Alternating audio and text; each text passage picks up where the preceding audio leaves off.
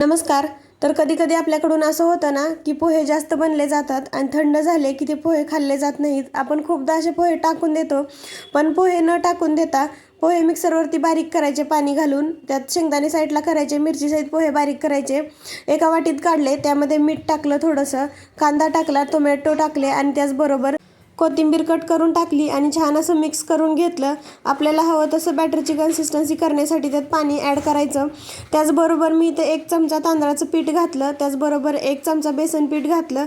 छान मिक्स करून घेतलं आणि चिमूटभर सोडा घालायचा आहे. सोडा घालून छान मिक्स करून घ्यायचं आणि तापलेल्या तव्यावरती तेल लावून याचे आपण उत्तप्पे बनवू शकतो.